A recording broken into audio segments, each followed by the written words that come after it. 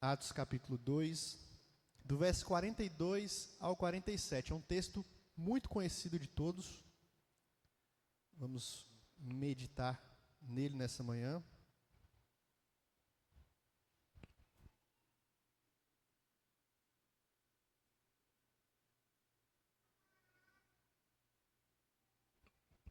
Pastor Ronildo deu 1 hora, né, Revi? Para falar agora. Brincando. Assim diz a palavra do Senhor, meus irmãos. Vamos ler juntos? Do 42 ao 47. E perseveravam na doutrina dos apóstolos e na comunhão, no partir do pão e nas orações.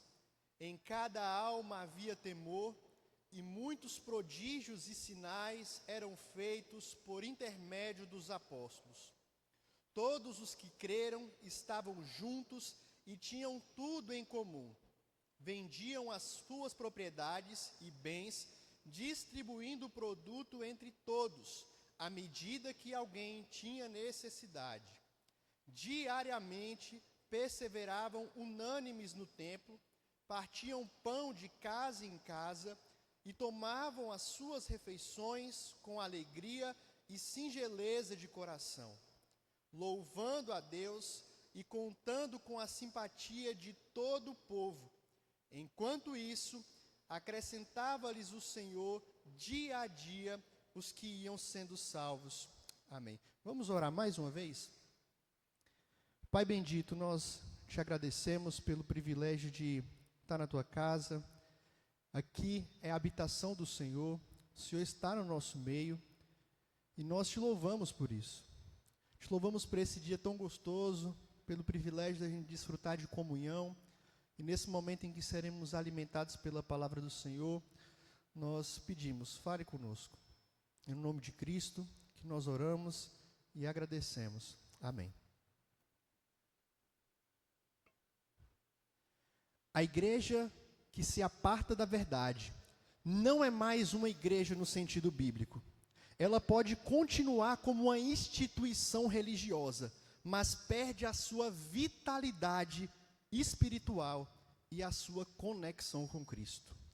Uma igreja que se aparta da verdade não é mais uma igreja no sentido bíblico. Meus irmãos, essa afirmação de A.W. Tozer, ela é muito profunda e ela nos convida a refletir profundamente sobre o que significa ser igreja. Nós vivemos tempos em que o número de evangélicos, de cristãos, tem crescido.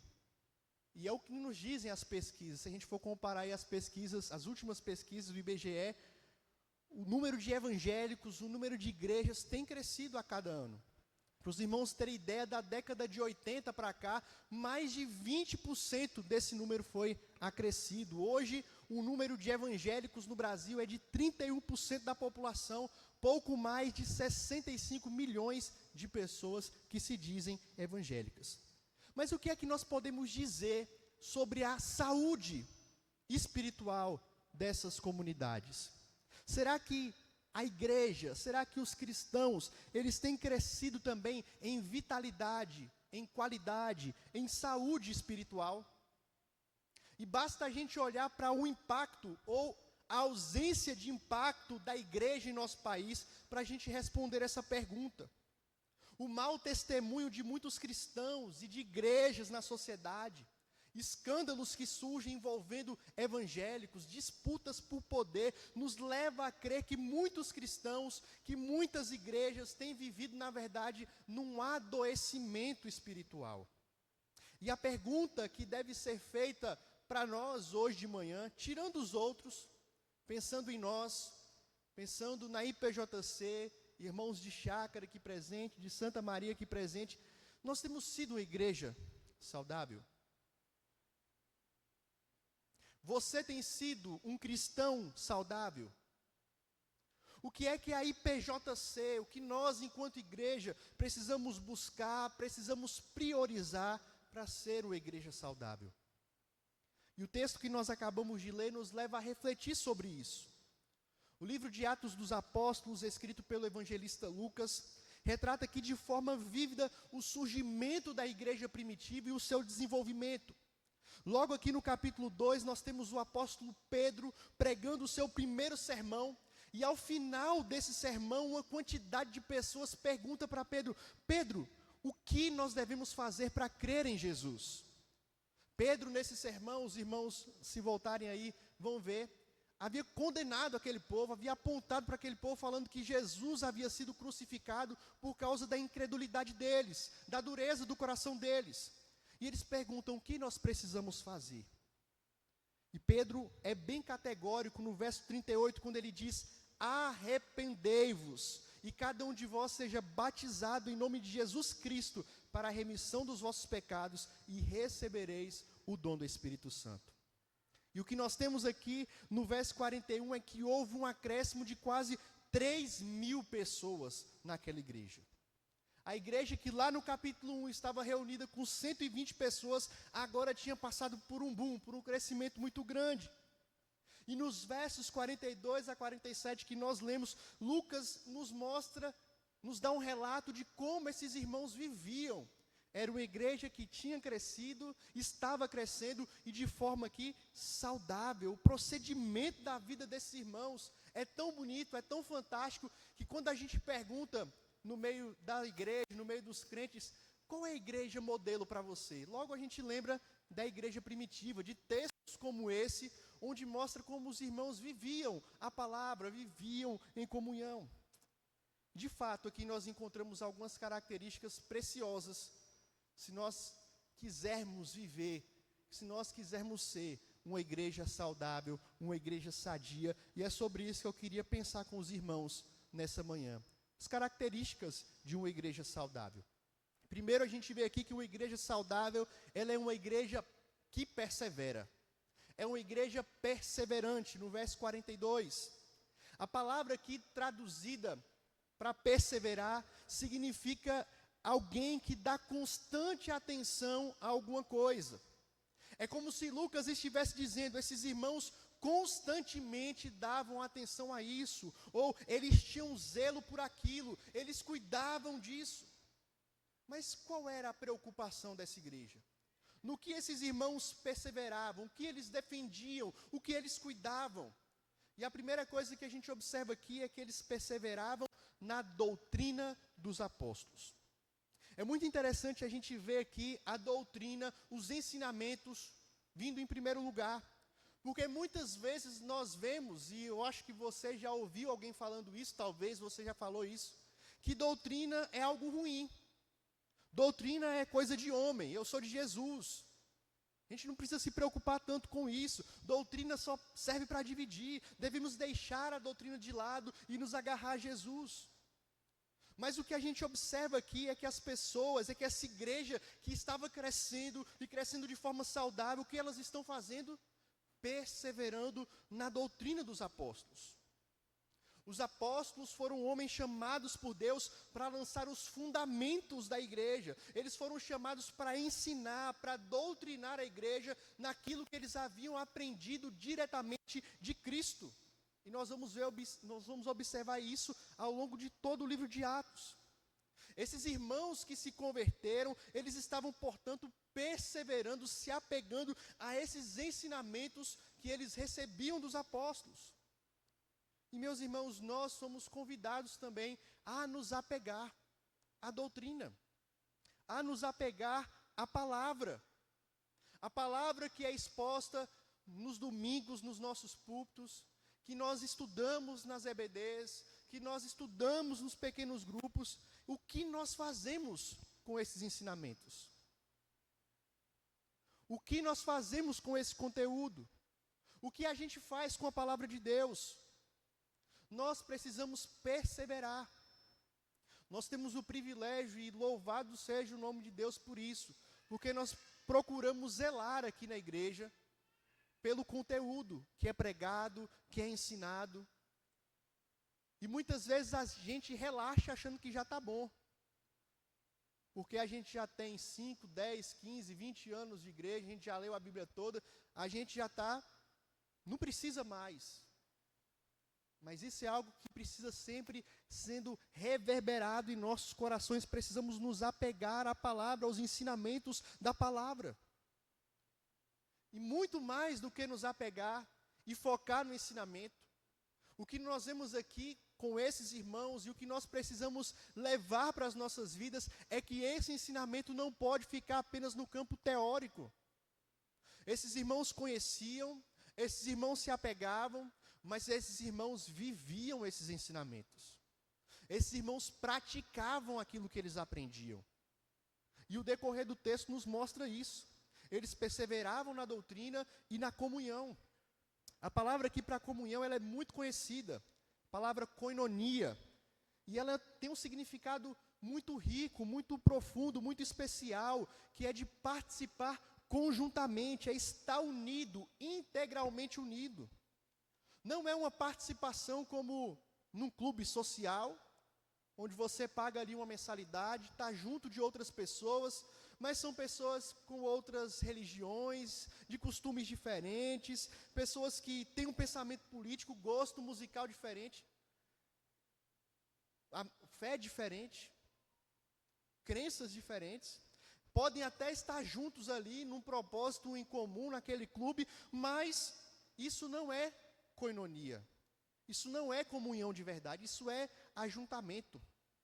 A comunhão que é colocada aqui no texto é uma comunhão que é ensinada na palavra e que vem fruto do conhecimento de Deus. À medida que eu conheço a Deus, à medida que eu me relaciono com Deus, eu me relaciono com meu irmão, eu desfruto de comunhão com meu irmão. E esses irmãos davam atenção a isso constantemente. Atenção à comunhão, atenção a relacionamento. Perseveravam na doutrina, perseveravam na comunhão, perseveravam no partir do pão e nas orações. Esses dois últimos aspectos que a gente encontra aqui são derivados dos dois primeiros. Porque eles perseveram na palavra, porque eles perseveram em comunhão, eles partem o pão, eles vivem de casa em casa, partilhando o pão e orando juntos no templo. Tanto o partir do pão e depois as orações são resultados dos ensinos que eles estavam recebendo e também da comunhão daquela igreja. E aqui alguns limitam esse partir do pão apenas no momento da ceia, mas não era somente na ceia. Eles faziam isso de casa em casa, eles partilhavam as refeições. E a refeição aqui dá a ideia de um momento íntimo que a pessoa tinha mesmo. E é interessante, por exemplo, quando a gente olha para o Evangelho de Lucas, como Lucas traz muitos relatos ao redor da mesa, de refeições. Era algo muito valorizado, era algo que representava a intimidade da pessoa, a intimidade da família, e eles traziam isso não somente para um grupo familiar, mas para aqueles que estavam à volta, aqueles que faziam parte da comunidade. Meus irmãos, nós precisamos abrir mais a porta das nossas casas. Nós precisamos de desfrutar mais desses momentos de partir o pão uns com os outros. Alguém já escreveu certa vez que a nossa casa muitas vezes parece um castelo, em que a gente constrói um fosso em volta dela e se isola dos outros. E isso frequentemente atrapalha a nossa comunhão uns com os outros. Precisamos fazer mais pontes para as nossas casas. Precisamos abrir mais os nossos lares para receber uns aos outros. Que oportunidade rica nós temos para evangelizar, para compartilhar a vida, para compartilhar do nosso coração ao redor da mesa. Jesus nos ensina isso. Quantos momentos de Jesus ao redor da mesa, ensinando os seus discípulos, comendo com pecadores, pregando o evangelho. Precisamos aprender, partir o pão. Precisamos aprender a abrir a casa, fazer uma refeição, coisa simples. Um cafezinho, um pãozinho e uma boa conversa. Como isso edifica? Como isso faz diferença? Esses irmãos partilhavam do partir do pão, perseveravam no partir do pão. Mas o texto também diz que esses irmãos oravam, eles perseveravam na oração. A igreja de Atos era uma igreja que orava. Esses irmãos que estavam crescendo, esses irmãos que estavam vivenciando aqui uma vida espiritual de maneira saudável, eles buscavam ao Senhor em oração. Foi assim antes de Pentecostes, eles esperavam orando aqui também, depois que o Espírito Santo vem sobre eles, eles estão cheios do Espírito Santo, eles continuam orando, porque, meus irmãos, não existe vida no Espírito, não existe vida cheia do Espírito Santo sem oração. A gente não consegue experimentar isso, essa comunhão verdadeira, essa comunhão plena com Deus, uns com os outros, com a igreja, se a gente não buscar o Senhor em oração. Por isso eu louvo a Deus, pelo ministério de homens que tem tido esse despertamento aí para buscar o Senhor em oração. Eu estou trabalhando aí no desafio do planejamento para o ano que vem, e ver muitos movimentos de oração partindo dos irmãos, dos ministérios, da igreja. O caminho é esse, meus irmãos. Um pastor, que eu não me lembro o nome, mas já falecido, ele dizia o seguinte: muita oração, muito poder, pouca oração, pouco poder, nenhuma oração, nenhum poder. E não porque a nossa oração em si ela seja poderosa, mas porque quando nós buscamos ao Senhor em oração, nós reconhecemos que nós dependemos dEle, nós depositamos nele a nossa confiança, a nossa esperança, e confiamos no agir do Senhor, de que Ele vai operar. Não existe vida saudável sem oração. Que a gente possa crescer mais nisso enquanto igreja, que a gente possa crescer mais nisso enquanto cristão. Pastor Hernandes costuma dizer que a oração ela é o termômetro da nossa vida cristã. Como é que está a sua temperatura? Como é que está a sua vida de oração, de buscar o Senhor? Que possamos crescer nessas verdades, que possamos, meus irmãos, perseverar na doutrina, nos ensinamentos, mas não apenas conhecer isso, mas aplicar na nossa vida, em comunhão, em partilhar o pão, em orar, buscando a presença do nosso Deus. Então nós vemos aqui a primeira característica dessa igreja saudável, ela é uma igreja que persevera. Mas o texto também nos diz que essa igreja saudável é uma igreja unida. Mais uma vez aqui nós temos a ênfase na união. Nós já falamos sobre isso no primeiro ponto, mas Lucas dá tanta ênfase a esse aspecto aqui, que ele descreve do verso 44 ao 46, como essa unidade, como essa união, ela se desenrola na vida da igreja. Ele dá ênfase a isso. Lucas está mostrando que o resultado de uma igreja que se apoia na palavra, que vive a palavra, que se apoia nos ensinamentos de Jesus, é uma igreja unida. É um povo que vive em união. É um povo que desfruta da unidade que Deus constituiu no seu povo, no seu corpo, um povo unido. Jesus, ele resumiu a lei em 2 mandamentos. Vocês lembram? Amar a Deus sobre todas as coisas e ao próximo como a si mesmo. Não há, meus irmãos, cumprimento da lei, não há obediência à lei, se nós não amamos os nossos irmãos. Se nós não amarmos uns aos outros. A gente não pode se relacionar com Deus de forma íntima, profunda e verdadeira, se a gente não se envolve com o nosso irmão. João escreveu isso. Como é que você pode dizer que ama a Deus, que você não vê, se você não ama o seu próximo que está do seu lado? A união faz parte, a unidade faz parte. Nós precisamos levar isso a sério. E Lucas destaca isso aqui, que esses irmãos estavam juntos, eles tinham tudo em comum. Que unidade belíssima essa igreja expressa aqui. Eles gostavam de estar juntos, eles gostavam de reunir, e parece até que eles sentiam falta de estar uns com os outros. Será que isso acontece com a gente? Você sente falta de estar com seus irmãos? Você sente falta de momentos como esse? Você sente falta do abraço, do sorriso, do cumprimento, da voz? Ou será que quando você sai da igreja, sai desse momento, você, na verdade, está aqui, mas doido para estar em casa? Vem só para bater o ponto de crente, mas não se importa de estar junto. não faz questão de estar junto, não investe para ser junto, para estar junto, não abre mão de compromissos lá fora para estar junto. O quanto você está comprometido para desfrutar dessa união, dessa comunhão. Mas esses irmãos desfrutavam de comunhão não só no domingo na igreja.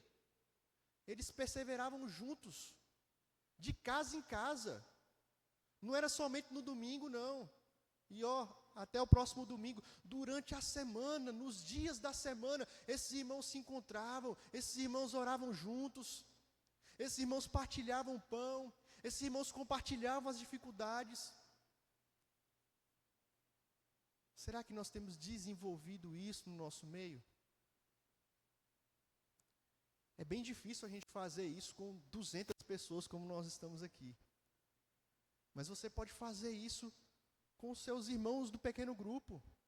Você pode fazer isso com os seus irmãos que têm filhos da mesma idade, do mesmo ministério. Quantas vezes a gente deixa de aproveitar, de usufruir dessa comunhão maravilhosa que foi construída pelo próprio Cristo e nos deu para que a gente estivesse junto. É triste, meus irmãos, é triste e preocupante quando nós olhamos para muitos crentes com muito tempo de igreja, e se você perguntar para ele se ele tem amigo dentro da igreja, ele não tem.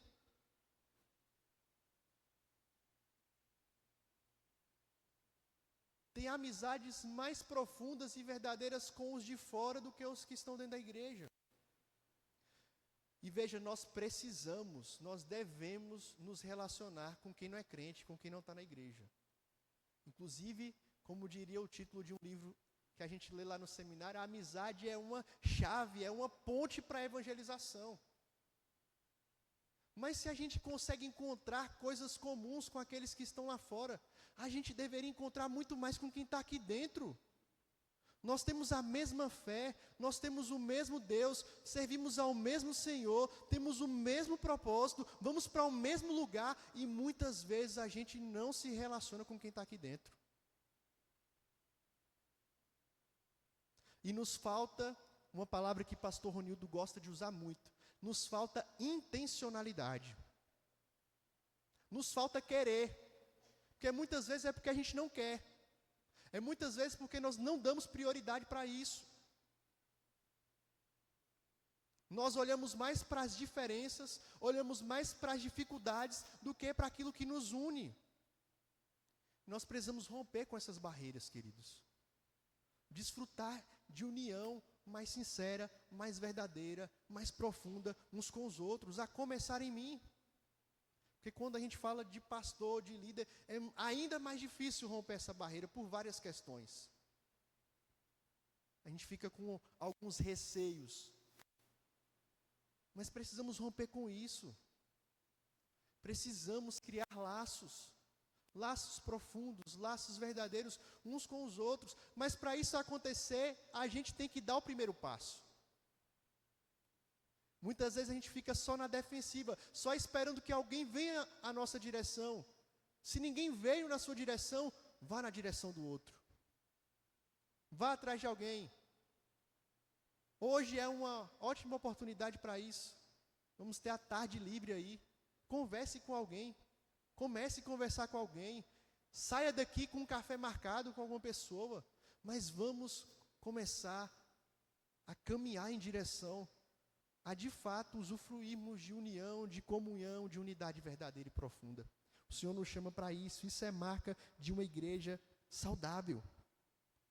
E o resultado dessa comunhão, o resultado dessa união, é a sensibilidade que esses irmãos tinham. O texto diz que eles vendiam suas propriedades, os bens, distribuindo entre todos à medida que tinham necessidade. Isso aqui não tem nada a ver com comunismo, esses irmãos faziam isso de forma voluntária.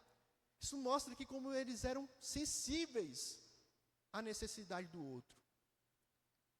Se eu conheço alguém, se eu estou caminhando com alguém, eu vou conhecer essa pessoa, vou conhecer as suas dificuldades, vou conhecer as suas lutas, vou conhecer as suas necessidades e, consequentemente, eu vou saber como ajudar essa pessoa. É isso que está acontecendo aqui. Os irmãos não passavam fome, porque eles caminhavam juntos, sabia quando um tinha necessidade. Os irmãos não passavam frio, porque sabia que quando um estava numa situação difícil, eles iam, vendiam, construíam uma casa, davam uma roupa. Eles sabiam das necessidades uns dos outros, porque andavam juntos. Eles obedeciam a palavra. Isso é princípio bíblico. A lei, ela já dizia isso.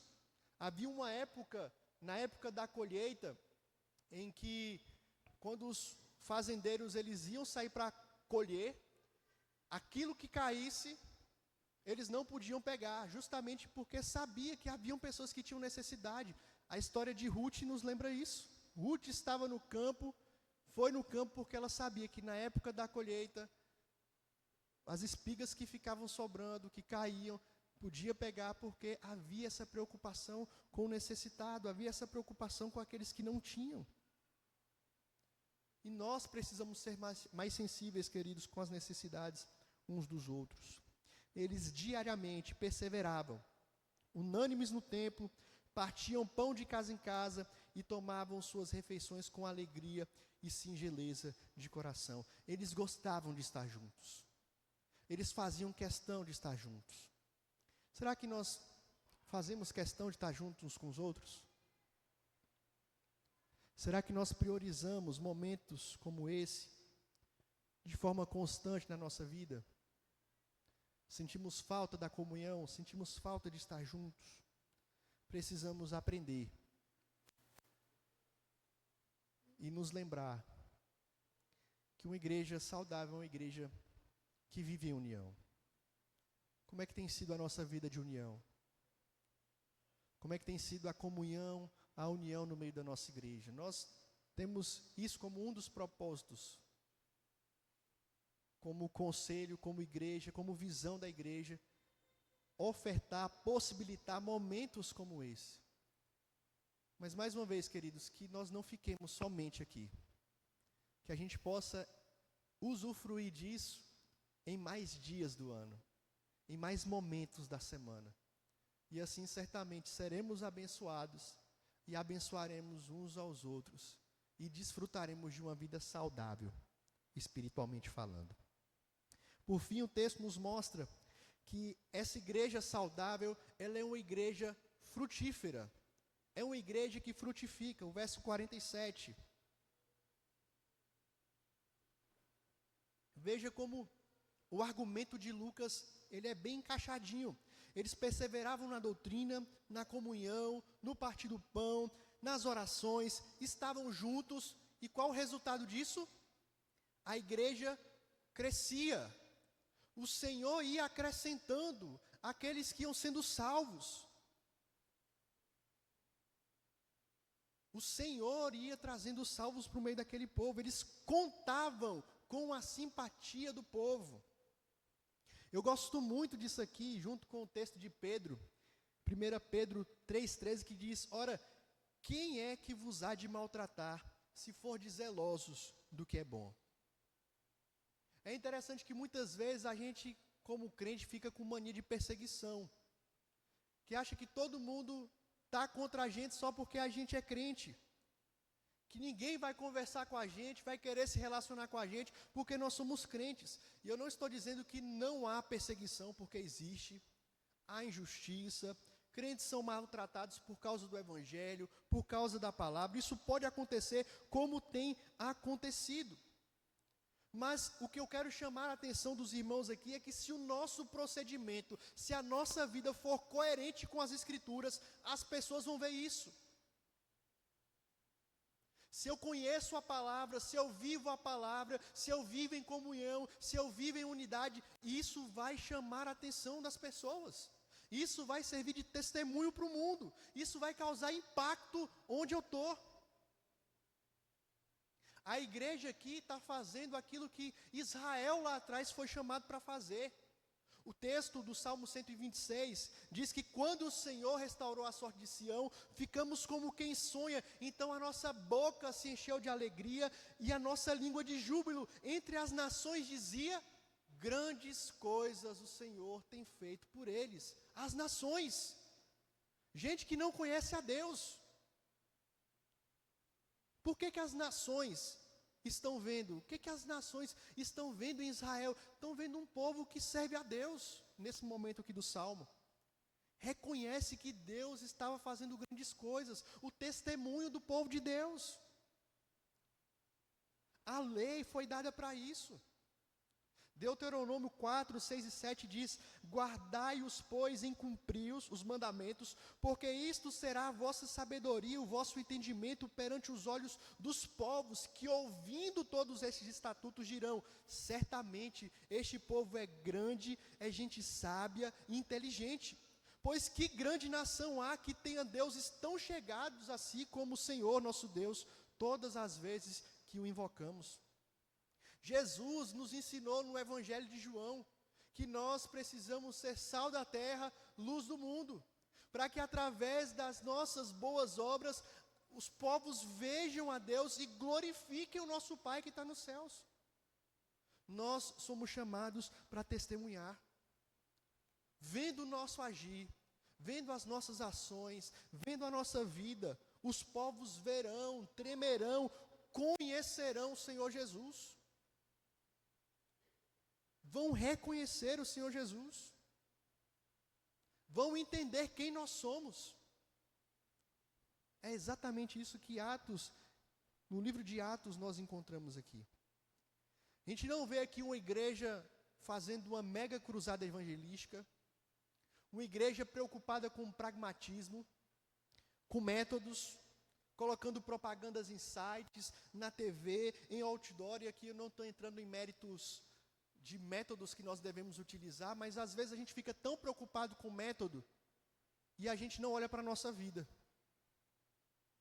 A gente se preocupa tanto com programação, mas a gente não vive, não adianta de nada. Esses irmãos viviam o Evangelho. Esses irmãos viviam a palavra. Esses irmãos viviam em comunhão. Esses irmãos viviam em oração. E o crescimento foi algo natural, foi algo que Deus foi dando para a igreja. Às vezes a gente se preocupa demais com os resultados. Às vezes a gente acha que o resultado vai ser por causa da nossa organização, porque vai ter isso, porque vai ter aquilo. Quando não tem isso ou aquilo, a gente fica preocupado, a gente fica com medo, vai ser um fiasco. Meus irmãos, o crescimento quem dá é o Senhor. No tempo do Senhor. O que Ele nos chama para ser e fazer é viver a sua palavra. Viver em fidelidade ao Senhor. Viver em comunhão uns com os outros, viver uma vida de oração, testemunhando aquilo que Ele tem feito, aquilo que Ele é em nossas vidas.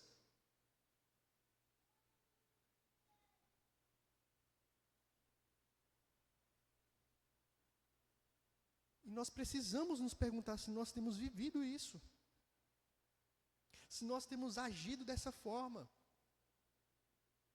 Se o nosso evangelismo, se as nossas ações evangelísticas têm sido acompanhadas do nosso testemunho.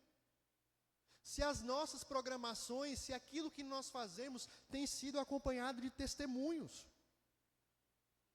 Muitas vezes, nós proclamamos um Jesus que a gente não conhece de verdade, que a gente não se relaciona de verdade. Nós conhecemos a doutrina, mas nós não vivenciamos a doutrina. E as pessoas que nos conhecem, elas veem isso. É por isso que é uma verdade, uma afirmação que diz que é mais fácil a gente evangelizar os de fora do que aqueles que estão dentro da nossa casa. Porque quem está dentro de casa, vê quem você é. Vê você sem máscara. Vê como você vive ali na sua intimidade.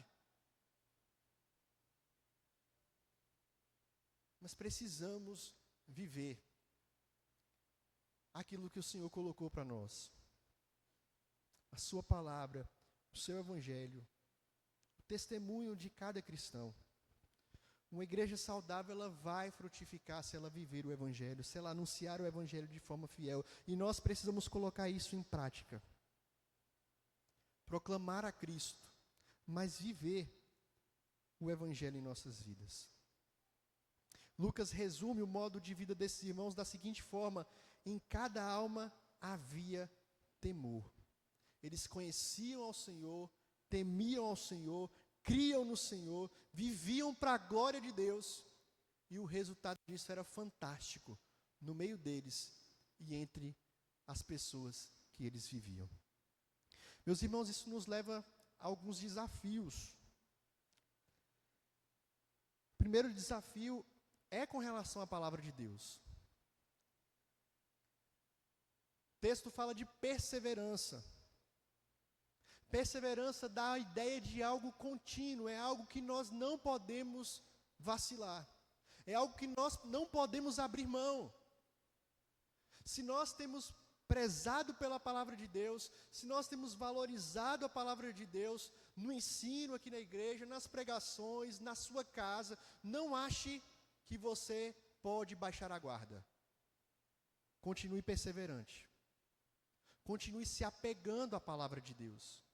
Continue amando a palavra de Deus. Continue, como o salmista diz, meditando nela de dia e de noite. O homem que assim procede é bem-aventurado.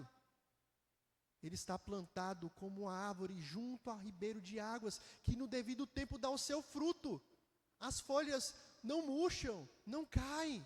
Tudo que ele faz prospera, porque ele está fundamentado no Senhor e na sua palavra. Que a sua vida seja assim. Persevere na palavra de Deus. Busque a palavra de Deus, se apegue à palavra de Deus, porque uma igreja que se aparta da palavra, se aparta da verdade, um crente que se aparta da palavra, se aparta da verdade, não é um crente, não é uma igreja bíblica.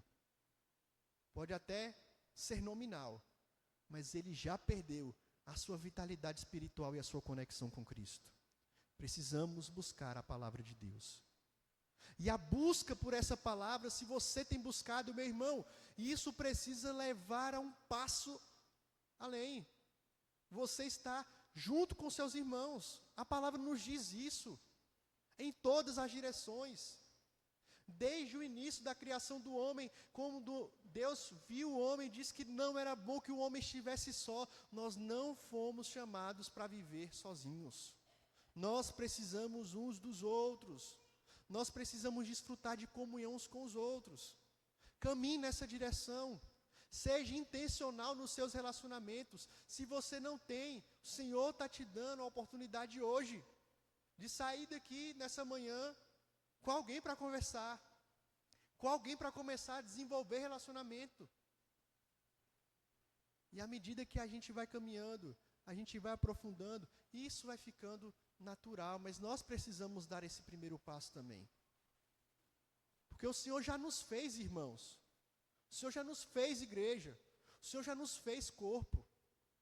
Você não precisa criar essa liga, ela já foi criada por Deus. Aproveite isso, aproveite esse vínculo.